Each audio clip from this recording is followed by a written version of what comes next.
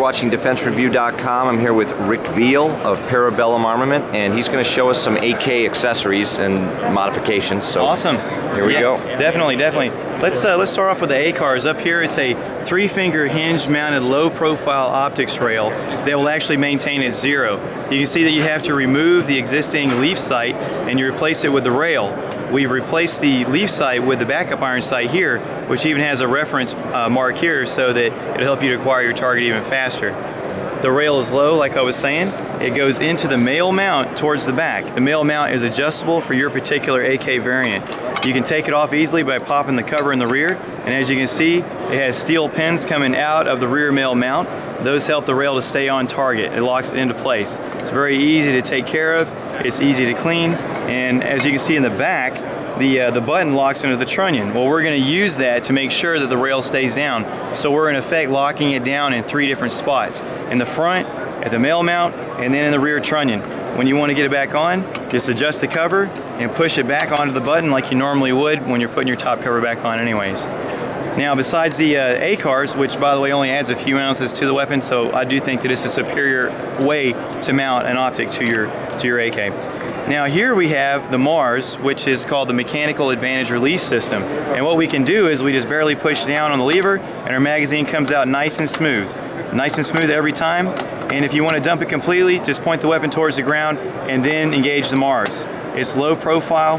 What we're going to do, this is our pre-production model, we're going to tuck it in a little bit more so it fits underneath of the receiver, and that's about it really, just sexy it up just a bit. But if you're looking for something that is a drop-in part, if you're doing no permanent modifications to the weapon and you want to get your magazine out easier, then go with the MARS. Same thing with the AKARS up top. It's also just a drop-in part. There's no permanent modifications that you're doing to the weapon. Now besides these two, we also have a charging handle on the left side of your AK. We've got it right here on the Draco. It's made out of 4140 steel, so that means it's going to keep cooler because it's acting like the heat sink. If I rip a 30-round magazine through this firearm, all I have to do is I can put my hand on it, it's not going to burn my hand. Now if you do 5 really fast, well then anything's going to burn your hand, but if you're out of the range plinking because of the 4140 steel, this is a lot friendlier to you if you bump into it. And what's this called again? This one's called the RCS, the Ratchet Charging System. Okay, and made by Dublin? Dublin AK Systems, and he's working with Parabellum Armament, and it's going to be distributed through Blackheart International. It has a little area here where you can lock it back into place. Lock it up like you would on, like, say, an HK. When you're ready to fight, slap it down, you're in the fight.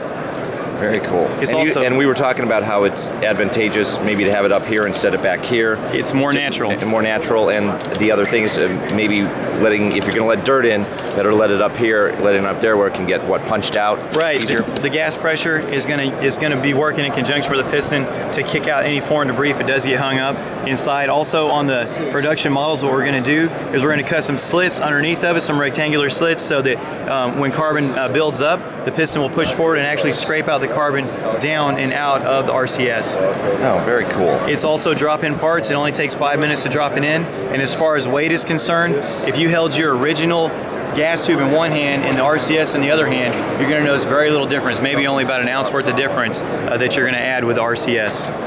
All right, very interesting. And in this case, you have a little Leotech on here. You got an aim point. Yes, sir. Micro T1 on the other one. Yes, sir. This nice. Since it's such a low rail, if you put a low profile optic on it, it's really easy to get a good cheek weld and go to work. Very cool. Thank you very much, guys. I really appreciate it. Definitely. Parabellum Armament. You are watching DefenseReview.com. Thank you. Thanks for stopping by.